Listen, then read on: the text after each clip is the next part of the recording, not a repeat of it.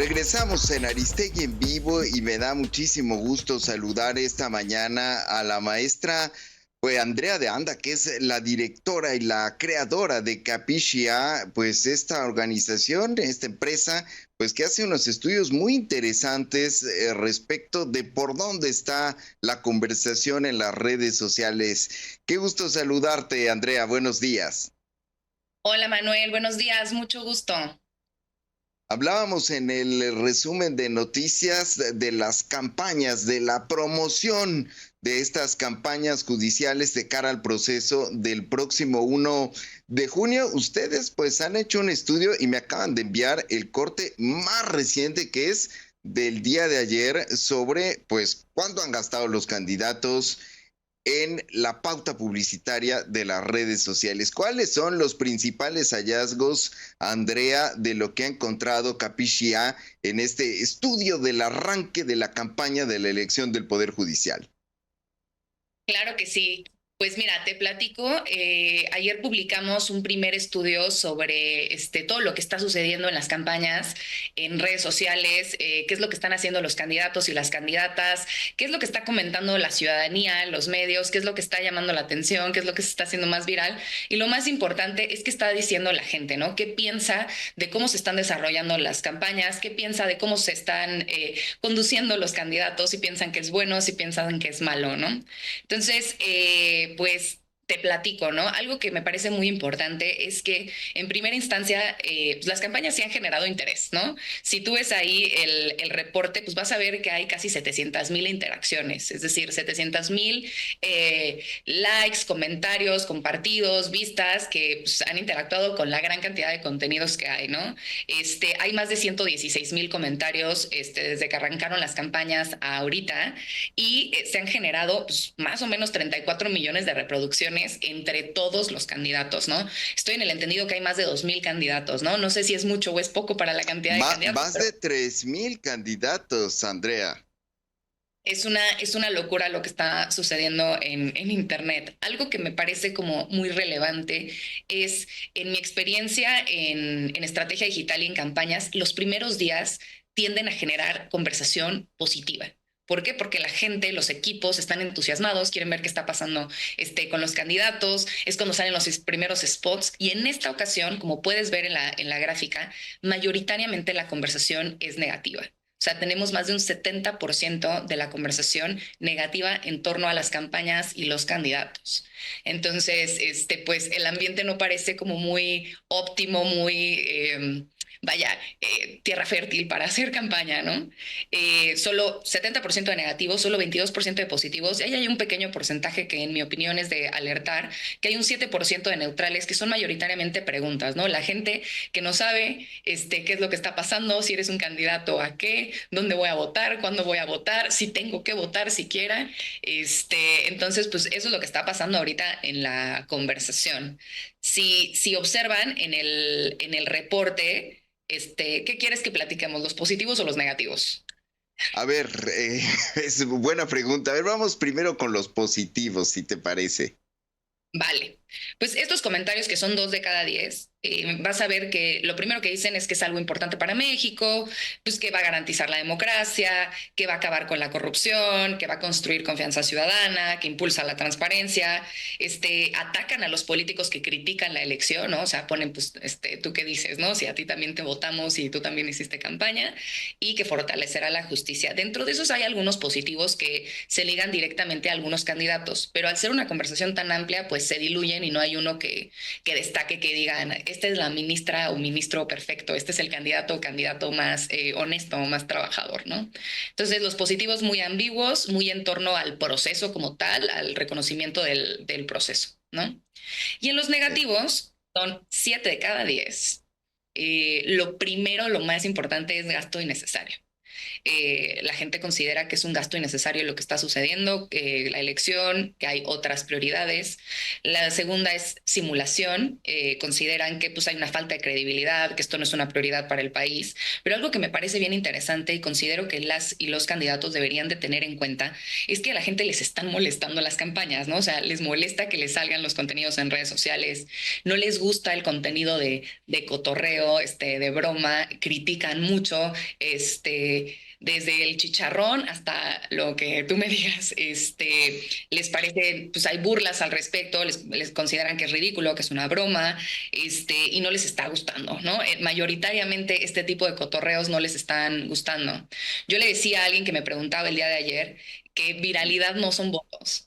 Y que un video tenga muchísimas reproducciones o que tenga muchísimos likes no es necesariamente bueno, ¿no?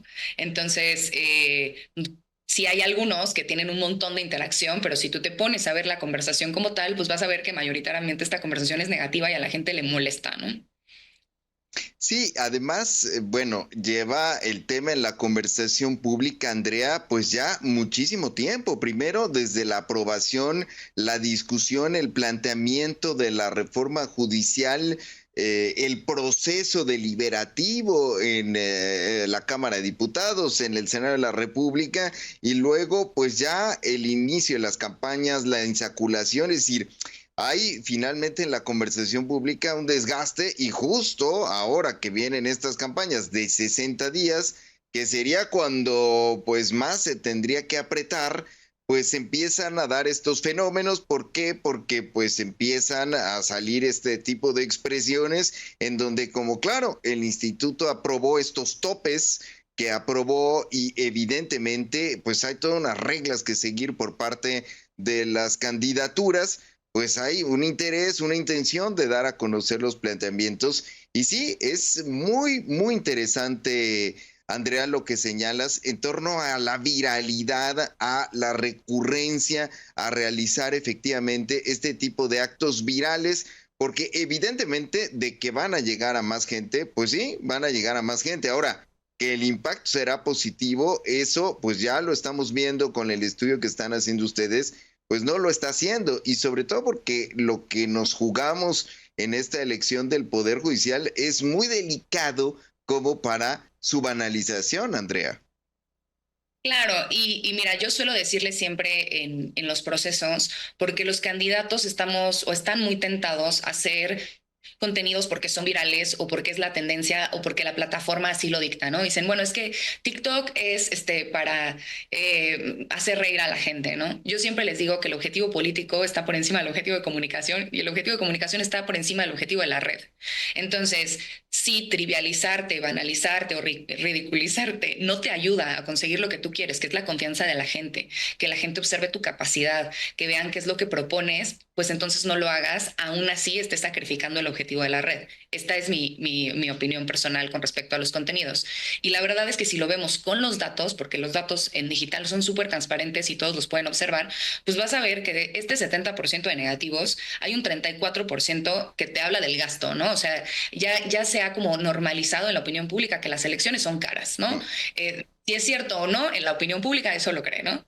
La segunda cosa Claro. es la opinión no sabe si estas personas que están haciendo campaña deberían o no estar trabajando. Eso sucede mucho en los comentarios que dice, soy juez y dicen, ¿y por qué no estás trabajando? ¿No? Entonces no se sabe si pidieron o no pidieron licencia y a la gente le molesta ver a los candidatos haciendo campaña cuando hay asuntos sin resolver. Eso es el 28%, ¿no? Y luego vas a ver otro 24% que en verdad no le gusta la burla que hay o lo que se considera como burla o ridiculización, ¿no? Entonces tengo aquí, por ejemplo, un verbatim de un comentario que decía, tengo 2 años peleando por mi pensión alimenticia y tú estás haciendo esto. Entonces, vaya, a la gente sí le está generando algo de molestia, ¿no? Y lo último, pues hay un 13% de gente que claramente expresa que no va a ir a votar, que no le importa votar. Este, entonces, creo que vale la pena considerar a los que están haciendo campañas, pues qué es lo que la gente quiere escuchar de quienes serán sus juzgadores, ¿no? Independientemente de la viralidad o no la viralidad del contenido, que se pregunten el contacto que uno tiene con la justicia casi siempre es algo de lo familiar, algo sencillo y pues cómo te quieres presentar, ¿no? O sea, si un día me toca que este juez me atienda, Exacto. qué quiero recibir de él, ¿no? O sea, quiero ver que era el que se aventaba una cubeta de agua en la cabeza o quiero ver que era el tipo serio que de verdad va a defender mis intereses, ¿no? Y eso no quiere decir que no puedas hacer cosas bonitas, simpáticas, Ah, virales, pero sin perder la seriedad, que esto es lo que los usuarios manifiestan que no les está gustando, ¿no? porque las decisiones que van a tomar las y los juzgadores, pues son de importancia enorme para cualquier persona que recurra al sistema judicial mexicano. Entonces, pues evidentemente este tipo de tratamiento, pues sí, está irritando. Es muy interesante esto que mencionas. ¿Qué otros hallazgos destacarías de este estudio que realizaron y que tiene corte hasta ayer, ¿no? Sí, sí, ayer en la noche. Algo que es muy Mm, importante y lo vemos por ahí en una de las láminas es que el Internet no olvida. Entonces, yo siempre les digo que si quieres saber todo lo que hiciste bien, muérete. Si quieres saber todo lo que hiciste mal, sé candidato. Entonces, ¿qué está también surgiendo? Pues el pasado digital de los candidatos y candidatas, ¿no? Todo aquello que hayan o no publicado ellos, sus familias, sus parejas, exparejas, ¿no? Entonces también está siendo muy viral esta parte de, pues si hay un candidato que pues tiene a lo mejor un antecedente criminal, si no ha pagado su pensión alimenticia, si tiene videos de Lady Lord algo, entonces eso también ha estado surgiendo porque pues los usuarios encuentran, la información es pública, ¿no? Entonces eso también ha acaparado mucho la conversación. Vas a ver también que la gente, pues así como te digo que el pasado está presente en digital, nunca se borra, pues también si tienen alguna afiliación partidista, se han hecho campaña, cuáles han sido sus sentencias importantes, si han protegido o no protegido a alguien, y todo esto se está volviendo viral, ¿no? Entonces, una de las cosas que vemos es que pues este proceso va a transparentar al Poder Judicial quiénes son los que están siendo candidatos, ¿no? Y vas a ver luego pues, quiénes están acaparando la conversación, ¿no? a ver. Hay tantísimos candidatos que se pulverizan, ¿no? Algo que yo veía ayer con el equipo de análisis es, por ejemplo, los que son candidatos a jueces, pues no hay una segmentación, no están pudiendo pautar. Entonces yo puedo vivir en Querétaro y me puede salir alguien de Nuevo León y yo no sé si puedo o no votar por él, ¿no? Entonces es tanta el contenido que está surgiendo que está súper pulverizado, pero centrándonos específicamente en los que son candidatos a ministros de la Suprema Corte, que son, me parece que son 80. ¿Quiénes son los que están acaparando la conversación? Pues principalmente son los que tienen más cobertura mediática, ¿no? Son los que los medios les prestan pues, más atención o han sido más controversiales. Entonces vas a ver que está Lenia Batres, la ministra, la actual ministra, no sé si sea ministra con licencia, pero la actual ministra Lenia Batres. Vas a ver a César Gutiérrez, a la ministra Yasmín Esquivel, a la ministra Loreta Ortiz. Luego vas a ver una pequeña conversación en torno a la ex procuradora Marisela Morales y también una pequeña conversación a la ex magistrada o magistrada con licencia Fabián Estrada. Todos ellos son personas que pues han acaparado conversación mediática para bien y para mal. Y hay un 45% que son otros. Está totalmente pulverizada la conversación, para que lo tengan ahí, ¿no? Y dentro de ellos, haciendo ese apunte, y si te interesa, Manuel, y le interesa a tu auditorio, pues luego podemos hacer uno completo de los 80, ¿no?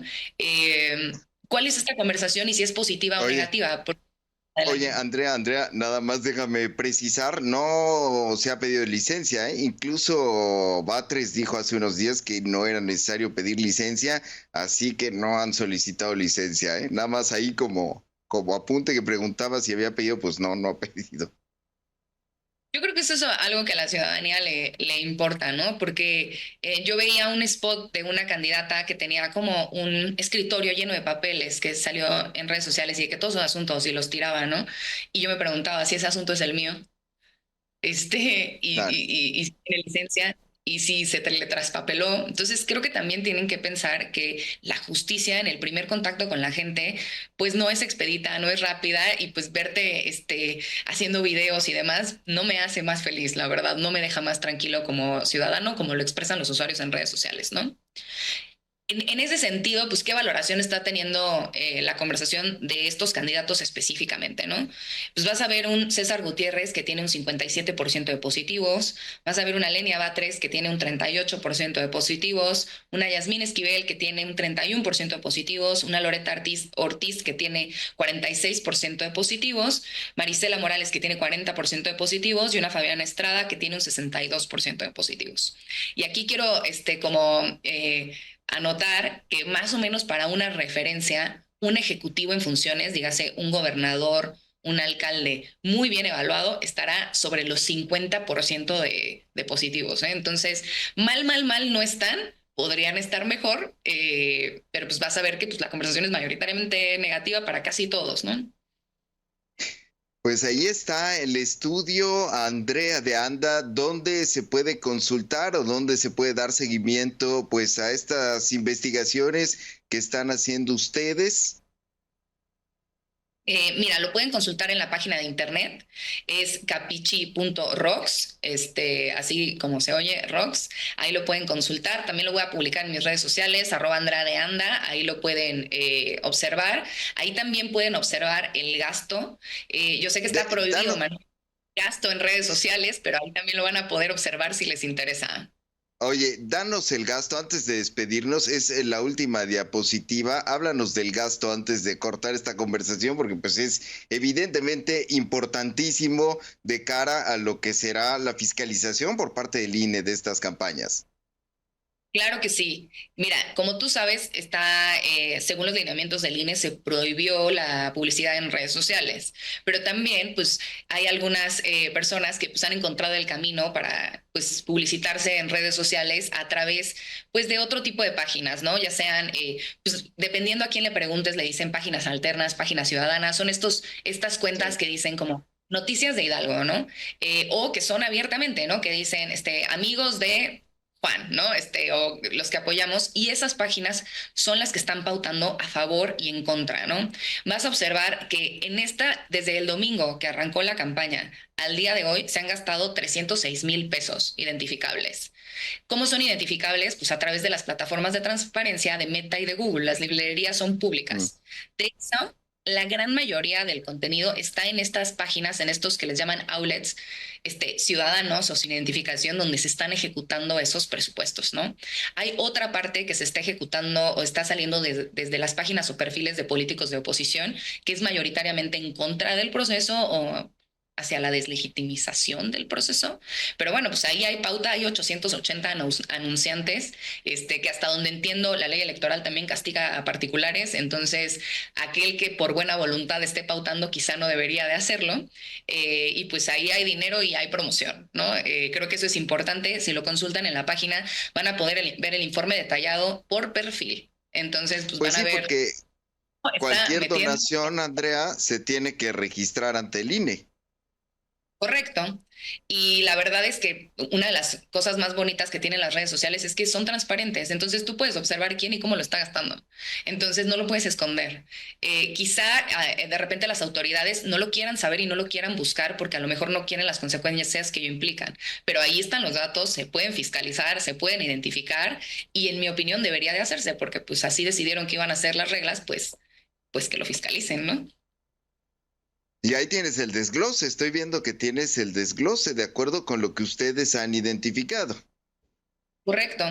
En la página van a poder consultar por anunciante. Entonces, si ustedes, candidatos o candidatas, tienen la duda de si hay alguien que los está pautando, sin que ustedes sepan, si ustedes, autoridades o quieren observarlo, lo van a poder observar. Y la verdad es que sí es preocupante que la mayoría de esta publicidad suceda en estos outlets o en estas páginas sin identificación, porque queda la duda de dónde vendría ese recurso, ¿no? Y siendo un proceso, pues, democrático, pues sería importante saber quién y cómo está apoyando a cada candidato o a cada propuesta, ¿no? Pues sí, porque la mayoría, enorme mayoría, están sin identificación. No hay Correcto. un... Y mira que van 2 días. Imagínate que este patrón de gasto se mantuviera estable durante toda la elección, pues estamos hablando de millones de pesos, ¿no? Hablando de los topes de campaña, pues creo que es algo delicado que observarse. Pues ahí está el tema, Andrea. Muchísimas gracias a Capichia por compartir con Aristegui en vivo, pues este estudio, esta información y desde luego estaremos atentos a lo que nos presentes. Repítenos dónde podemos consultar el estudio. Claro que sí, mira, lo pueden consultar en la página www.capichi.rocks. Capichi es CAPISCI.rocks. Ahí veo que lo pueden ver en pantalla. Y lo voy a publicar en mi cuenta de Twitter en @AndreaDeAnda y ahí lo pueden observar. Pues muchísimas gracias, maestra Andrea de Anda, y seguimos en comunicación si nos lo permites. Muchas gracias a ti, muchas gracias a tu auditorio y aquí estoy a sus órdenes. Un abrazo. Gracias. Igualmente, Andrea de Anda de Capichia. Son las 9 de la mañana con 35 minutos. No se vaya, vamos a la pausa, regresamos. Esto es Aristegui en vivo. Alfredo Figueroa, en Aristegui Noticias. Y me da mucho gusto saludar esta mañana a Alfredo Figueroa. Alfredo, buenos días, ¿cómo estás? Buenos días, Manuel, bien, y por tu conducto saludos al auditorio. Gracias, Alfredo. Pues día de anuncios importantes. Hoy pues se ha convocado a las 2 de la tarde, hora del centro de México, a todo mundo, porque se ha convocado a todo mundo, incluso a la distancia, evidentemente, pues al anuncio del presidente estadounidense Donald Trump, en donde detallará su plan de aranceles recíprocos. Y esta mañana estábamos comentando con el equipo que sigue las transmisiones de la conferencia matutina, pues la presidenta Claudia Sheinbaum fue especialmente cautelosa, prácticamente pues no se refirió al tema arancelario, habló de que la economía mexicana va muy bien y pues poco más. Habló de la que no acudirá a CEPAL, habló de que no, bueno, que está pensando si acudirá a CEPAL, de que no acudirá a los BRICS, dio cifras de empleo, se presentaron datos de la IFA, en fin, una conferencia matutina pues distinta a las que estamos acostumbrados y que muestra cómo está el gobierno mexicano, Alfredo, pues tomando con todas las reservas del caso lo que pueda anunciar Donald Trump, pese a que pues llevamos semanas y meses, diría yo, Alfredo, con las negociaciones del gobierno mexicano con el gobierno estadounidense. ¿Cómo ves el panorama? Bueno, es un día especial, me parece, no solamente para México, hablaremos y abordaremos el caso mexicano, pero creo que es un día especial, Manuel, para el mundo. Hoy Donald Trump va a, digamos, marcar por lo menos simbólicamente, veremos después cuáles son las consecuencias económicas y materiales de esto, pero sí simbólicamente un distanciamiento de un proceso que tiene décadas y décadas y décadas, probablemente estemos hablando después de la Segunda Guerra Mundial, en el proceso a partir del cual los países iniciaron una lógica de globalización, de interdependencia económica de manera muy, muy, muy relevante. Entonces, lo que yo estoy advirtiendo en este momento es que hay un camino, una nueva época, en el sentido en el que un país como los Estados Unidos hacen, digamos, una lanza de ruptura a favor del proceso propiamente de nacionalismo económico, de nacionalismo laboral, que busca, entre otras cosas, establecer distancias con los acuerdos que permitieron a un país como los Estados Unidos un desarrollo económico tan relevante, tan importante como el que ocurrió en la segunda mitad del siglo XX y del siglo XXI. Así que lo que me parece que hoy se incorpora, se pone en juego en el mundo, en el caso mexicano es de manera especialmente grave porque somos el vecino, pues seguramente que comparte una cantidad, digamos, de frontera y de comercio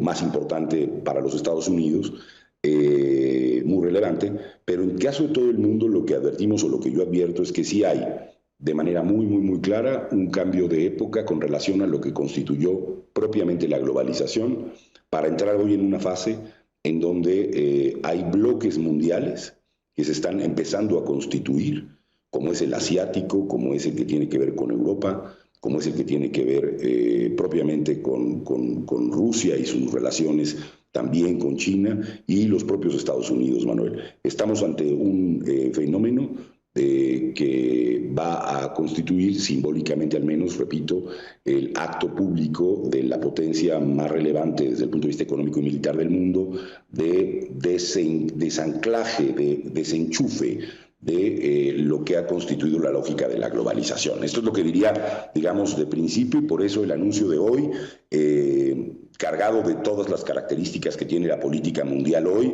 la propaganda, los eslogans, la espectacularidad, la puesta en escena de algo que se llama el Día de la Liberación desde un jardín de las rosas, ¿no? Lo cual evoca efectivamente un tipo de relato que interesa a Donald Trump, más allá, digamos, de los hechos contundentes que se habrán de anunciar en unas horas.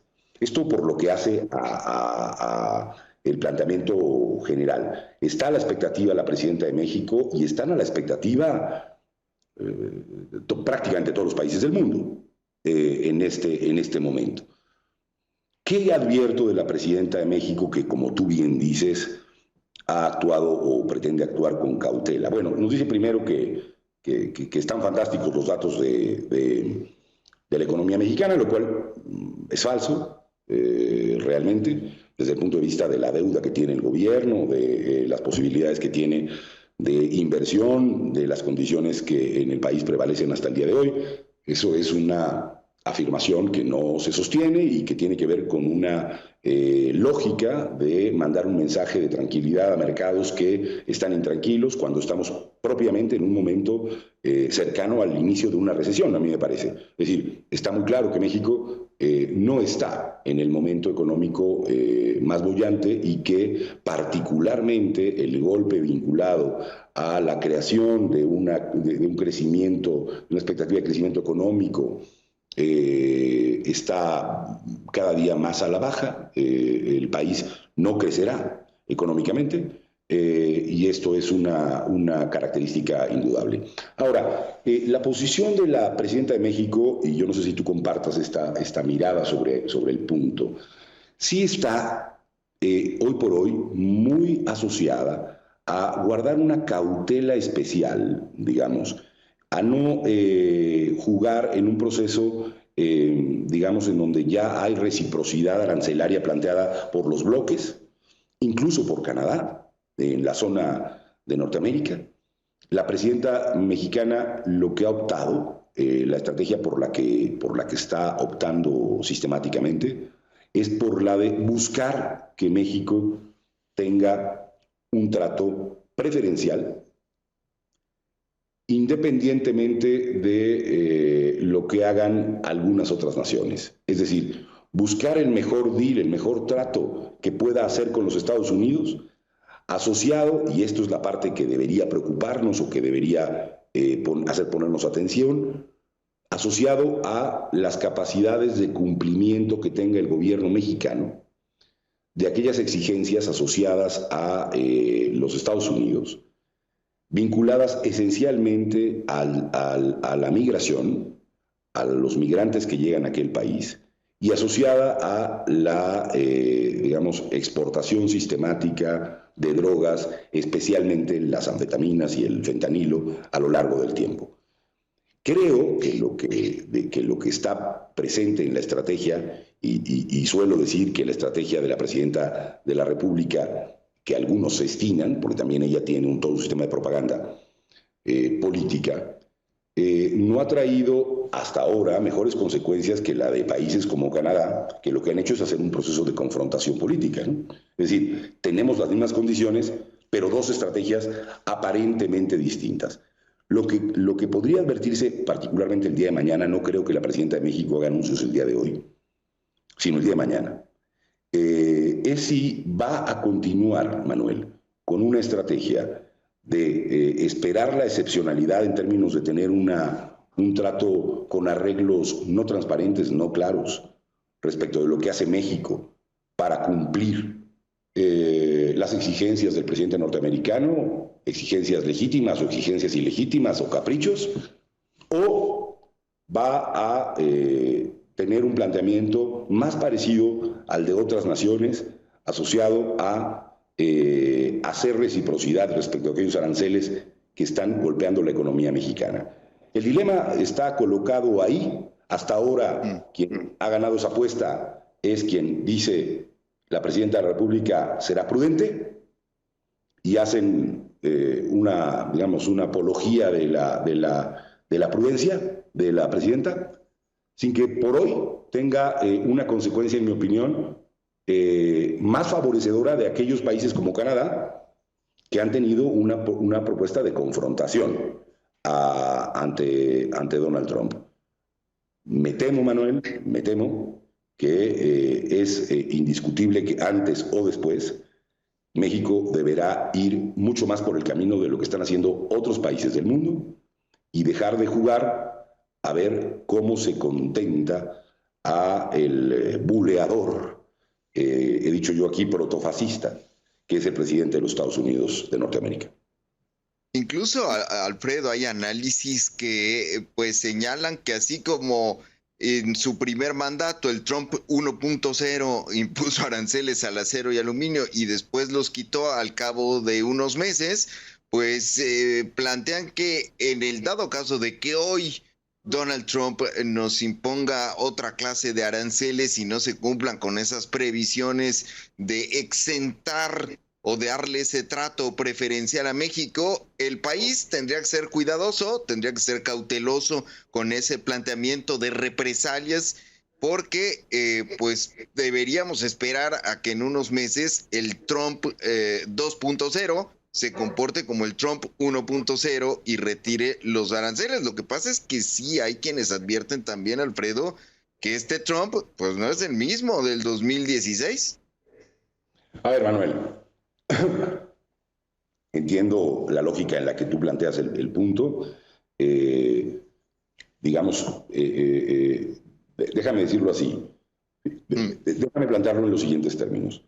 Hay una persona que te violenta, te golpea, te acosa de manera muy grave, pero antes lo hizo menos gravemente.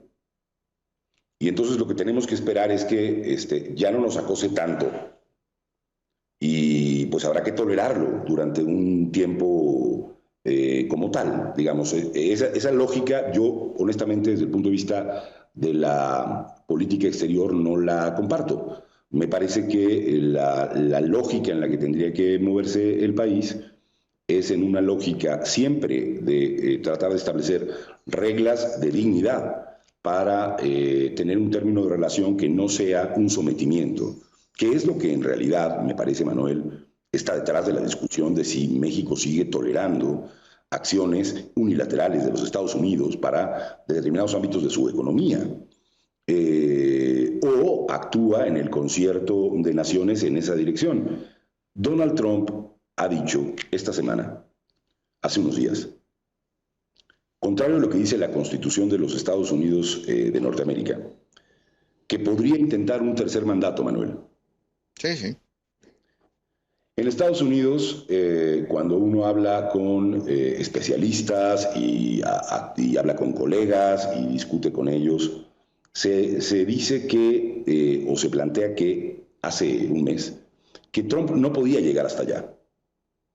Que una de las cosas que no podía ocurrir en Estados Unidos, como ha ocurrido en México, por desgracia, en algunos aspectos, es que hubiera un proceso tan evidente de golpe democrático que permita que una persona permanezca en el poder, modificando la Constitución, buscando subterfugios de cualquier tipo, haciendo trampa al espíritu de aquellos que constituyeron el pacto original de una nación, eso es la Constitución de un país, y lleguen a la posibilidad de hacer una violación constitucional de esa magnitud, llevando a un tercer mandato a Donald Trump. Bueno, en Estados Unidos se aseguraba hace un mes y medio, 2 meses, incluso por los críticos más acérrimos de Trump, que eso no podría ocurrir.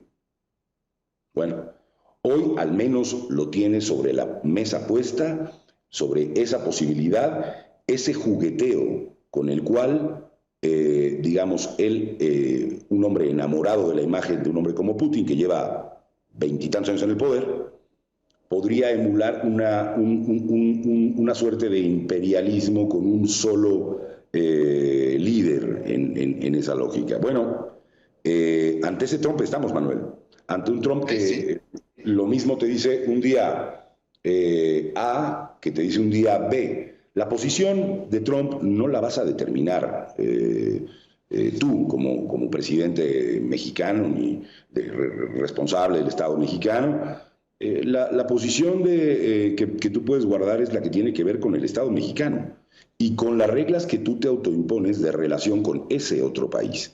Por lo tanto, creo que sí podríamos estar a la expectativa de que México emita medidas eventualmente que sean recíprocas, al menos en alguna parte, respecto de Estados Unidos. Pero esa reciprocidad, a diferencia quizá de lo que ocurre con Europa, de lo que ocurre con Canadá, de lo que puede ocurrir con otras naciones, es bastante más difícil desde el punto de vista de su practicidad, no solo por la extraordinaria relación económica que hay entre estos dos países y de frontera y culturalmente, etcétera. Es también particularmente difícil en un momento en el que el Estado mexicano, que ha sido precarizado, corrompido primero durante mucho tiempo, precarizado después de una manera increíble, como es el caso del periodo de López Obrador, y hoy a punto de derribar cualquier viso de independencia en el poder político que pueda generar una diversidad y un proceso de justicia auténtico en el país, a propósito de la reforma judicial y de las reformas que han derribado desde el punto de vista, digamos, también controlando el poder judicial, los logros democráticos que tuvimos, tendríamos hoy en México una debilidad enormemente grande respecto de las condiciones que tienen otras naciones. Ya por no hablar, Manuel, de las condiciones de seguridad que el país experimenta hoy por hoy y donde tenemos una ausencia de investigación de ministerios públicos, de verdad, y digamos, hemos dicho aquí, un país donde se cometen crímenes de lesa humanidad, como es el caso mexicano, con desaparecidos y violencia. Desde ahí, y parado desde ese lugar, es desde donde la presidenta de México tiene que definir, junto con su equipo, un término de relación con un hombre como Donald Trump. Evidentemente, el Trump de hoy no es el Trump de hace unos años. Además, pues apuntaba maneras cuando intentó desconocer el triunfo de Joe Biden cuando se dio el asalto al Capitolio. Y empezó también en campaña a hacer estos planteamientos, Alfredo, en torno a que si lo votaban a él, después los estadounidenses no iban a tener que volver a votar, que no se preocupaban, que esta era la última elección, y siguió en esa tónica, matizando entre broma y broma, y pues cada vez va dando pasos pues más claros, más específicos en esa dirección de lograr incluso un tercer mandato prohibido por la Constitución, por lo que digo que quienes están esperando que el Trump de 2025 se comporte como el Trump de hace unos años, pues no lo sé, porque tú bien señalas el proceso de deterioro que además es acusado a nivel internacional en términos de democracia. Lo estamos viendo en Europa, lo que está ocurriendo con los fenómenos pues que coexisten en otras partes del mundo, donde el discurso de la ultraderecha se está cada vez más afianzando y donde siempre las promesas, Alfredo, de dar volantazos, de dar un giro, de poner la mano firme, pues están alimentando a quienes pues se sienten insatisfechos finalmente con lo que la democracia occidental, como la hemos conocido desde tú señalabas los últimos años, pues no ha cumplido con estas promesas, con estos reclamos de incluso de bienestar, de seguridad social, y que están propiciando esta aparición de movimientos a nivel internacional que en Estados Unidos tienen su expresión más clara. Evidentemente está el tema del golpe al poder judicial en Estados Unidos, que no se puede soslayar, porque es parte de lo que se está construyendo la mayoría en las cámaras de senadores, de representantes, en fin, un panorama pues hacia el que se encamina ya Estados Unidos, Alfredo. Sí, Manuel, y a ver, yo comparto esa idea. Quizá la diferencia que tendría contigo es que tratas de ubicar la ultraderecha. Y el fenómeno no es de derechas o de izquierdas. El fenómeno es de izquierdas y de derechas. Pero de izquierdas y de derechas que tienen como eje un populismo de corte autoritario. Ese tipo de acciones, las que tú ves en Trump, que preocupan porque además tiene una posición evidentemente, digamos, de impacto mundial, a diferencia de lo que podría ser un gobierno de México, es casi copiada, Manuel, de aquello que nosotros hemos vivido durante 6 años y ahora con el periodo de Claudia Sheinbaum en una continuidad que me parece a todas luces clara en muchos aspectos, de destrucción de la democracia occidental que, por supuesto, que tiene, y la democracia liberal, déjame poner entre comillas, o la democracia de la socialdemocracia, que también está presente, hay una destrucción de ese concepto de la democracia, de ciertas libertades asociadas a la vida pública y de destrucción de instituciones que garantizaban derechos, o el intento de que estuvieran cada día más cerca de los derechos. Hay una destrucción en ese país y en un conjunto de países del mundo. Uno de esos países es México.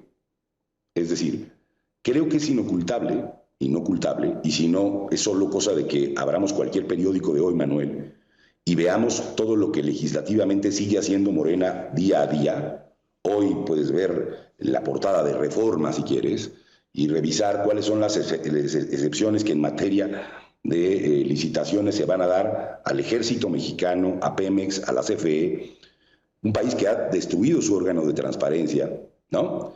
Un país que ha cada día sojuzgado a la autoridad electoral de la manera en la que lo está haciendo. Entonces, a mí no me parece que el planteamiento de Trump sea ajeno a lo que es el propio proyecto de el obradorismo, de lo que se llama la 4T, del gobierno actual, del oficialismo como momento de país. Y lo que sigue llamando la atención en países como Estados Unidos, y habrá que ver cuál es la reacción, es si es suficientemente satisfactorio que un tipo que gobierna en estas características, como ha ocurrido, por cierto, en el caso mexicano, es capaz de hacer controles que impidan que los contrapesos políticos, que los contrapesos de independencia surjan en la vida pública y detengan prácticas como las que propone Trump y como las que ha conquistado el oficialismo mexicano. ¿A qué me refiero, Manuel? Imaginemos, Manuel, por un momento, hoy Trump está amenazando a los jueces en Estados Unidos. Bueno, en el caso mexicano están destruyendo el Poder Judicial mediante una elección que, como todos sabemos, es cualquier cosa menos una elección, en donde se están gastando miles de millones de pesos para un solo propósito: hacerse del control del Poder Judicial dentro de un régimen de corte autoritario en un país en donde no habrá más ni como condición de posibilidad que un juez pueda actuar con independencia del gobierno y del oficialismo. Y por otra parte, tienes un oficialismo que cada día más se advierte fragmentado en relación a sus propios procesos internos. Es decir, la figura del amado líder que ha representado López Obrador no es la que representa Claudia Sheinbaum hoy en la presidencia de México. Entonces, este fenómeno, con las singularidades mexicanas, con las atrocidades mexicanas, es, también hay que decirlo, un fenómeno mundial en donde hay una discusión hasta cultural respecto de por qué hay una parte de la población que, déjame decirlo así, decide que le parece bien que le mientan en la cara y que le cuenten una historieta y que hagan un espectáculo y que por ese espectáculo prefiere votar que por, digamos, acciones que no le prometen necesariamente un destino como el que él desearía.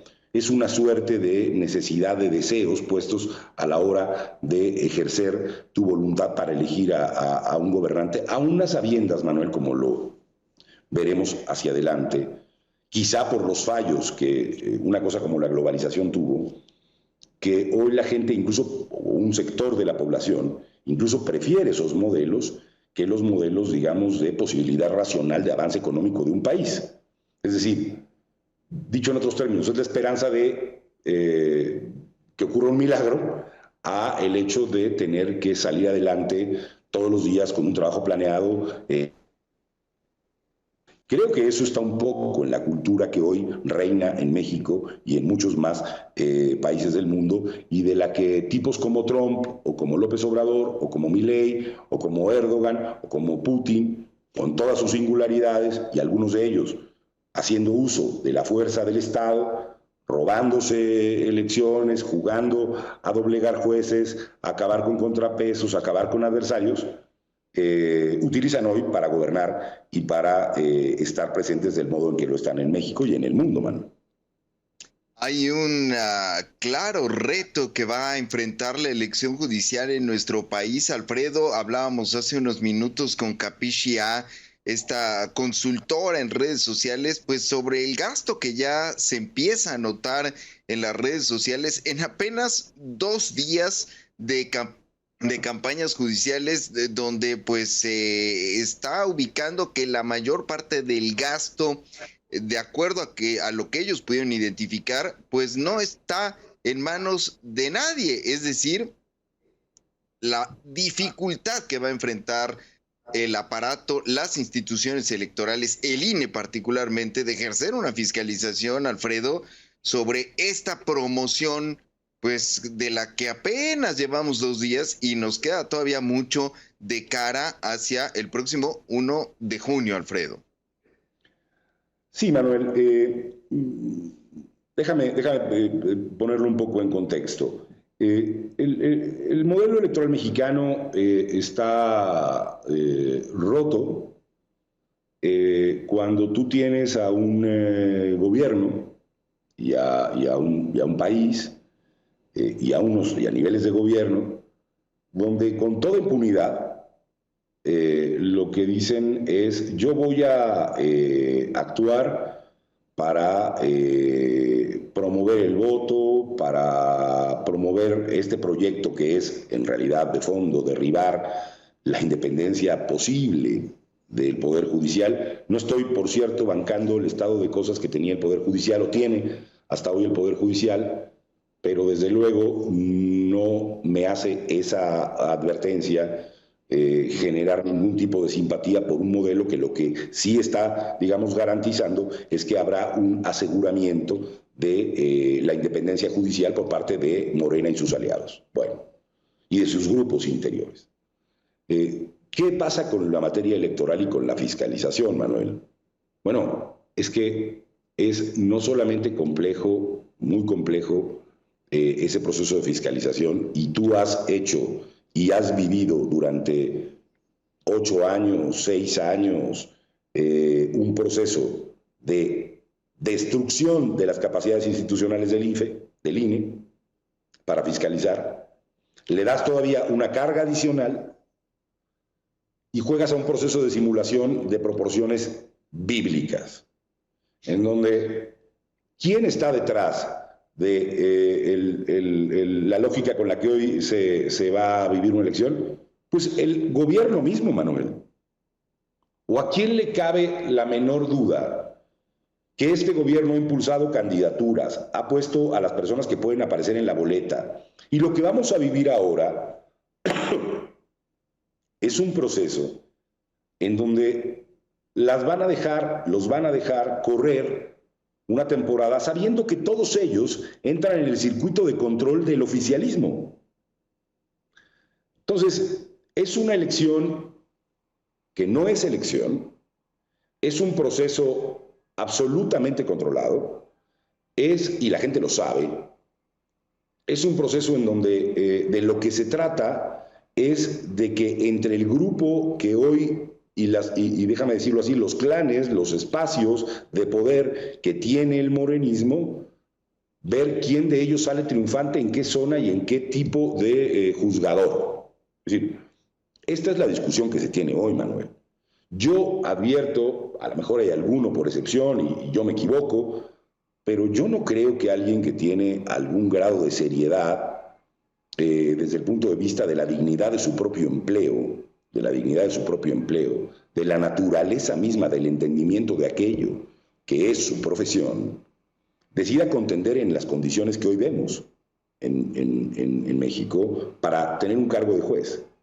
Y lo que parece todavía más grave es que no hay un sistema electoral que vaya a garantizar de ninguna manera, Manuel, y esto te lo garantizo anticipadamente, un proceso equitativo entre los contendientes estos que ya describí incluso. Es decir, no va a haber autoridad capaz de poner en orden a, digamos, estos contendientes. Porque el modelo electoral mexicano está roto, Manuel. Y está roto desde hace bastante tiempo. Entre otras cosas, y esto sé que lo queremos olvidar, que no hay que decirlo, pero ¿cuántos años antes la actual presidenta de México inició campaña, Manuel? ¿Con qué recursos lo hizo, Manuel? ¿Cómo actuaron en aspectos vinculados a su vínculo con gobiernos que favorecieron esas candidaturas, con ámbitos del crimen organizado? ¿Y dónde estuvo en todo aquello la autoridad electoral? ¿Dónde estuvo la fiscalización? Olvídate ya para un juez chicharrón o como sea. Para la actual presidenta de México. Para el presidente anterior mexicano jugando a ser jefe de campaña durante todo el proceso, digamos, de sus últimos 3 años, ¿no? Atacando sistemáticamente a los partidos de oposición, especialmente al PAN, y hoy actuando de esa manera. Bueno, pues vas a tener hoy, Manuel, gastos, dispendios enormemente grandes, y el asunto no estará en función, fíjate, de quién cumple la ley. Todos ellos, todos los que están contendiendo hoy, serían responsables de hacer cumplir la ley. Y vamos a ver cómo buena parte de ellos van a actuar en una campaña para incumplir la ley.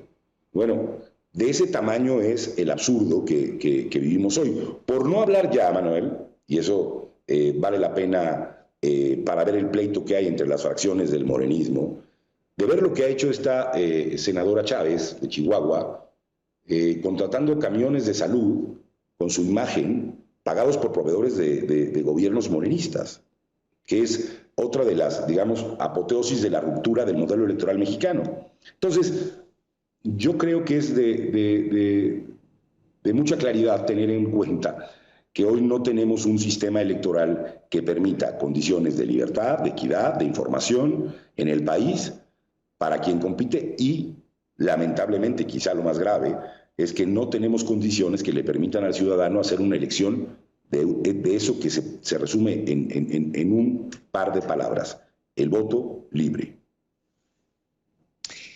Ahí está el tema, Alfredo Figueroa, te agradezco como siempre tu presencia en este espacio, dejas muchos temas para la reflexión sin duda alguna, te mando un abrazo muy fuerte. Un fuerte abrazo, Manuel. Igualmente, Alfredo Figueroa, analista político, ex consejero electoral. Me da mucho gusto saludar esta mañana a Sohaila Basbás Curi, que es la directora de la organización Cohesión Comunitaria e Innovación Social. Están presentando pues un proyecto de investigación en donde han analizado lo que significa o el impacto de la irrupción, como ellos llaman, de las Fuerzas Armadas en la península de Yucatán, en donde pues han realizado, entre otros proyectos, el del Tren Maya como el más significativo. Sohaila, buenos días. Manuel, muy buenos días. Muchas gracias por el espacio y un saludo a tu auditorio.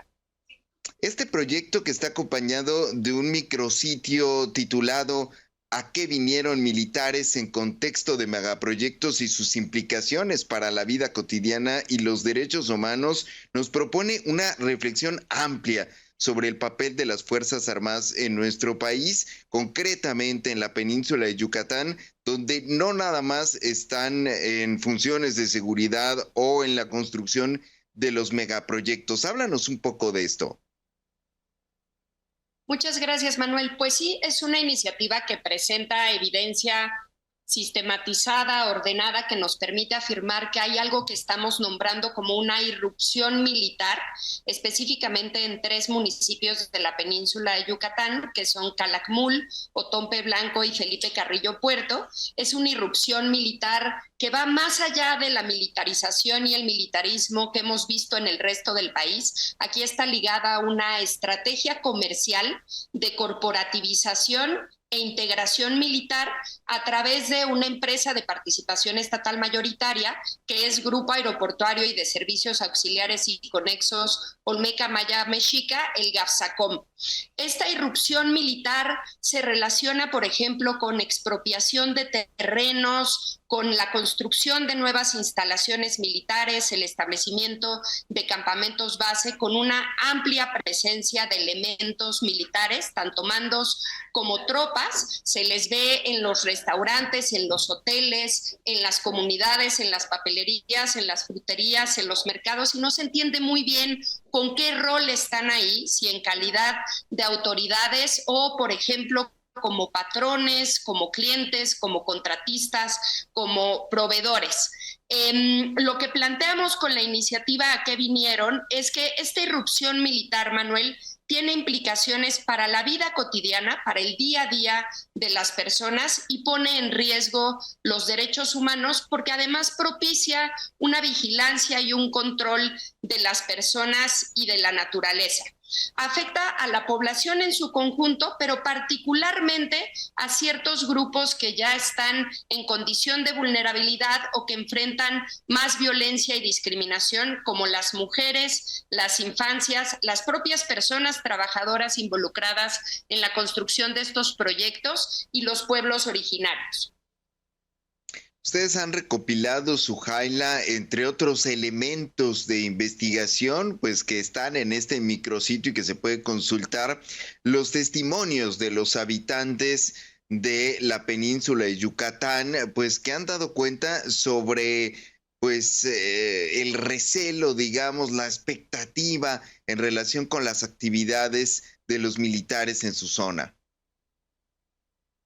Efectivamente, sistematizamos un conjunto de testimonios, sobre todo de mujeres, la gran mayoría de ellas jóvenes que habitan en estos territorios y que nos muestran cuáles son estas implicaciones para la vida cotidiana. Por ejemplo, hablan del miedo, de la autocensura, de sentirse en riesgo cada vez que salen de su casa, de cómo sienten que los militares ocupan sitios estratégicos para su dinámica comunitaria, como centros ceremoniales, casas de cultura, los propios centros de abasto. Hacen referencia también a que la irrupción militar ha tenido implicaciones para desorganizar los procesos comunitarios de defensa de la tierra y el territorio. Se usa el miedo como una estrategia de control, y también hay referencias preocupantes, delicadas, sobre el hostigamiento y la intimidación en contra de personas habitantes de los territorios que han cuestionado lo que a su parecer es una actuación que no se apega al marco jurídico. Presentamos además un conjunto de fotografías, porque no es lo mismo saber que están los militares en los territorios que poder dimensionar lo que se siente ver un convoy de 3, 5, hasta 10 vehículos militares rotulados del Ejército Mexicano, o también vehículos particulares que aparecen al servicio de la Sedena, y queremos que quienes no están en el territorio puedan tener un poco la sensación que tienen en el día a día quienes los habitan, Manuel. Y nos parece importante que esto se sepa, que se pueda analizar, que se pueda discutir, incluso que se pueda cuestionar, porque nos importan las personas que viven en esos territorios y porque las Fuerzas Armadas no son incuestionables. Como parte del Estado mexicano, aunque a veces se les asuma superiores o que hay un régimen de excepcionalidad, las Fuerzas Armadas también son funcionarias públicas y deben sujetarse a la normalidad democrática. Y esto es aún más importante en el contexto actual, Manuel, en el que se han anunciado nuevos proyectos prioritarios que estarán a cargo de los ingenieros militares, ya lo comentaban hoy en la mañanera, y lo que nosotras buscamos es que estos proyectos prioritarios no afecten la vida cotidiana y los derechos humanos de quienes viven en los territorios. Ya se tuvieron que reconocer los daños ambientales, pero falta que se reconozca que también se está poniendo en riesgo la dignidad de las personas y la libre determinación y autonomía de los pueblos que habitan en estos territorios. Y nos interesa mucho, Manuel, que lo que vimos en la península de Yucatán con el denominado Tren Maya y las obras asociadas no se repita en estos nuevos proyectos que se están anunciando. Ustedes, como parte de este trabajo de investigación, han identificado una parte que me ha llamado mucho la atención en torno a la utilización de tácticas de contrainsurgencia y contrainteligencia. Sohaila, si puedes ampliarme esto que han ustedes podido constatar. Efectivamente, Manuel, tanto nuestra observación directa en territorio como los testimonios dan cuenta de, por ejemplo, la prohibición de tomar fotografías, de tomar videos, de interrogatorios por parte de los militares a la población civil, en la que les piden datos personales sin aclarar cuál es el motivo de la solicitud o cómo se van a utilizar. Hay referencias a revisiones de las pertenencias de las personas trabajadoras en la construcción de estos proyectos, en los cuales los militares fungen como patrones o contratan a empresas para las que trabajan estas personas trabajadoras, y hay referencias, por ejemplo, de que les revisan su teléfono, su computadora, para que no registren información sobre lo que está ocurriendo, y también testimonios sobre hostigamiento e intimidación en contra de personas que han planteado que las Fuerzas Armadas, como cualquier otra autoridad, necesitan observar el marco jurídico vigente. Tenemos referencias de presencia importante alrededor de casas de personas, de revisiones con la excusa de que hay un reporte de robo del auto o que se reportó que ese auto está involucrado en trasladar armas. Y hay una sensación, Manuel, de autocensura, de que por la desproporción en el poder que tienen las Fuerzas Armadas respecto de la población civil, las personas están en riesgo al compartir qué es lo que está ocurriendo, y eso es algo que no podemos permitir y a lo cual no nos podemos acostumbrar, sobre todo en este contexto, como decía Manuel, que las Fuerzas Armadas ya no están solo en tareas de seguridad pública o de seguridad nacional o de auxilio a la población en contexto de desastres, sino que ahora vemos esta estrategia comercial que busca aumentar el poder de mercado de Gabsacom en algunos sectores como transporte, como combustibles, alojamiento y esparcimientos. Vemos que haya este carácter distintivo de lo que está ocurriendo en esos municipios de la península de Yucatán y que pensamos que puede ser un laboratorio de lo que puede ocurrir en otros territorios del país. Ahora, ustedes plantean una relación de la empresa militar, pues que se ha constituido, o digamos de gestión primordialmente militar para la gestión de estos proyectos, con instituciones financieras nacionales e internacionales y pues que involucra, digamos, también el cumplimiento, la observancia de ciertos códigos, de ciertos comportamientos, Sohaila. Así es, Manuel. Bueno, son un conjunto de empresas de participación estatal mayoritaria. Primero se creó la del aeropuerto Felipe Ángeles, después las de los aeropuertos de Palenque, Chetumal, Tulum y Tren Maya. Estas se fusionaron en Gabsacom junto con Mexicana. Entonces tenemos un grupo de empresas de participación estatal mayoritaria que ahora están fusionadas en Gabsacom, que está adscrita a la Secretaría de la Defensa Nacional. Y lo que vimos con una investigación financiera es que hay un conjunto de proyectos que están relacionados con el denominado Tren Maya, que están recibiendo inversiones por parte de instituciones financieras tanto nacionales como instituciones financieras internacionales como el Banco Mundial, la Corporación Financiera Internacional, el Banco Interamericano de Desarrollo, entre otros. Estas instituciones financieras tienen un conjunto de normas, de políticas que buscan, por ejemplo, que las comunidades que viven en los territorios en los que se van a hacer los proyectos puedan tener información y participar en la decisión de si esos proyectos se hacen, no se hacen o cómo se hacen. Y además las instituciones financieras plantean que sus clientes, ya sea el gobierno para el brazo público o las empresas para el brazo privado, también tienen que cumplir el marco jurídico vigente en el país y respetar los derechos humanos. En el contexto de irrupción militar, en el que, por ejemplo, no se puede ni tomar una foto o un video, es difícil que las comunidades sientan seguridad y libertad para poder plantear sus preguntas, sus dudas sobre estos proyectos, y ahí también tienen responsabilidades las instituciones financieras, Manuel. Pues Suhaila Basbás Curi, te agradezco muchísimo la posibilidad de conversar en Aristegui en Vivo esta mañana. Dinos dónde podemos consultar la dirección del micrositio.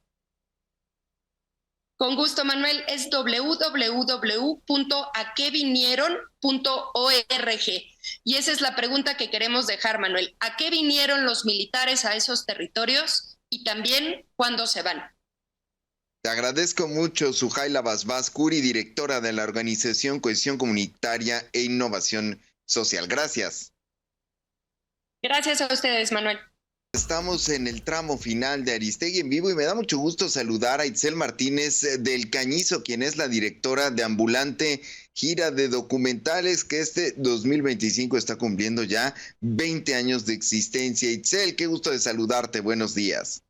Manuel, qué gusto. Siempre es un gran privilegio que nos den este espacio para compartir lo que tenemos en Ambulante. Y como dices, este es un año especial, 2 décadas de impulso al cine documental en México se sintetizan en un programa muy, muy bello que inaugura mañana para todos ustedes. ¿Dónde comienzan mañana y cuál es el plan? ¿Cuál es la hoja de ruta de Ambulante en estos 20 años de existencia? Sí, pues mañana empezamos a las 7:30 de la tarde en el Teatro de la Ciudad, Esperanza Iris, con una función muy, muy importante para nosotras. Y de ahí tenemos presencia en diferentes regiones de la ciudad. Bueno, empezamos en Ciudad de México del 3 al 10 de abril, pero bueno, Ambulante itinera a Baja California, Querétaro, Veracruz y Yucatán del 3 de abril al 12 de junio. Para los que nos siguen en Ciudad de México, del 3 al 10 de abril tenemos actividades en diferentes regiones de la ciudad. Para los que les quede cerca, para nosotras es importante esa proximidad con la audiencia, con la diversidad de la comunidad de nuestra ciudad, en el centro, oriente, Roma, Chapultepec, sur, Santa María la Ribera y norte. Como lo están viendo en pantalla, hay una selección muy vasta de películas y actividades para todas. ¿Por qué han titulado Oleajes como tema central de esta gira 2025? Manuel, hay 20 años de historia y para nosotras entender la fuerza del mar que se manifiesta en la cumbre del océano, en el oleaje, que nos hace evidente que el movimiento y el vaivén está siempre en la historia. Para nosotras es una manera también, una figura poética para pensar en los legados, en la experiencia y en la propulsión hacia el futuro. Evidentemente, Ambulante ha sido un espacio por el que han pasado un gran y talentoso equipo que cambia. Hemos impulsado carreras, hemos impulsado desarrollo de escena cinematográfica en diferentes regiones del país. Entonces entendemos nuestro sector, el sector del cine y el sector comunitario que abarca como un gran mar en movimiento que nos permite avanzar, transformarnos y propulsarnos al futuro. Ustedes ponen sobre la mesa pues una amplísima cantidad de documentales que, como su nombre lo indica, pues estarán itinerantes, discurrirán por distintas ciudades de la República. ¿Qué se puede encontrar quien asista aparte de estas funciones, de estas proyecciones? Uno de nuestros grandes misiones y objetivos es que el cine se sienta cercano para la gente, que el documental les sea cercano, les resuene, se vean identificados en la pantalla o les permita descubrir y reconocer otros mundos, ¿no? Unos mundos nuevos, mundos afectivos, pero también mundos colectivos.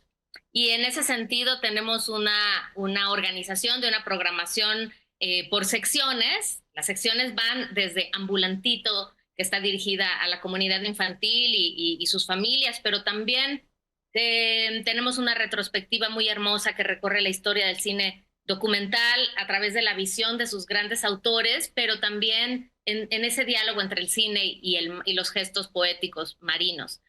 Tenemos también una sección que me gusta mucho compartir que se llama 20 años de viaje en alta mar y que recupera películas, títulos que han sido emblemáticos, que han dejado huella en la historia de Ambulante. Entonces, bueno, esa sección creo que también va a ser muy bella, de reestrenos en pantalla grande. Sonidero nos lleva a múltiples posibilidades de las historias detrás de los músicos y experiencias sonoras diversas. Y bueno, la verdad es que el programa es muy vasto, me encantaría hablarles de todo lo que tenemos. Retrovisor también es un espacio increíble para los archivos fílmicos nacionales. Este año tenemos una comunidad participante que nos va a hablar de los proyectos de archivo en todo el país. Entonces, conversatorios, talleres, jornadas, clases magistrales. Tenemos una jornada para hablar del periodismo. Narrar en la tormenta se llama, y creo que para este espacio resonará de manera muy cercana de las múltiples dificultades que el periodismo independiente enfrenta en nuestro país. Y bueno, tantas y tantas películas, historias y invitados en esta edición que realmente nos estamos de manteles largos muy felices de invitarles y de convocarles. Estaba buceando en el programa y veo pues también la inclusión de documentales, pues ya hay que decir míticos, como Searching for Sugar Man, que es uno de los documentales pues que más han impactado en el género de los últimos años. Yo recuerdo haberlo visto en pantalla en 2012 cuando salió, y estoy viendo pues que también va a estar Pina de Wim Wenders, va a estar pues la historia de Casandro, que posteriormente se hizo incluso una película dramática sobre la vida de este luchador mexicano. En fin, muchísimo que compartir con la gente. Danos datos, danos dónde podemos tener acceso a esta información. Claro que sí, el programa de mano de Ciudad de México con el día a día de todas las actividades lo pueden descargar en nuestra página de internet, que es www.ambulante.org, y también la invitación al vivir con nosotras el día a día del festival y enterarse de todas las actividades en nuestras redes sociales. Si me permites compartirles Facebook, Instagram y TikTok, nos encuentran como Ambulante AC y en X como Ambulante. Entonces, pues ahí el día a día. Pues yo te agradezco mucho, Itzel Martínez del Cañizo, directora de Ambulante, gira de documentales, que hayas pues compartido con el auditorio de Aristegui en vivo pues las actividades que van a tener en estos 20 años, y muchísimas felicidades. Itzel, te mando un abrazo. No, gracias a ustedes por el espacio, un abrazo de regreso. Los vemos en las salas. Nos vemos mañana a partir, pues del estreno justamente en el Teatro Esperanza Iris con la proyección del documental Mi Mundo Robado a las 19:30 horas. Gracias, Itzel. Gracias. Con esto nos vamos. Gracias por su compañía. Yo soy Manuel de Santiago Fred, en ausencia de Carmen Aristegui. Le espero mañana en punto de las 7 de la mañana. Que le vaya usted muy bien.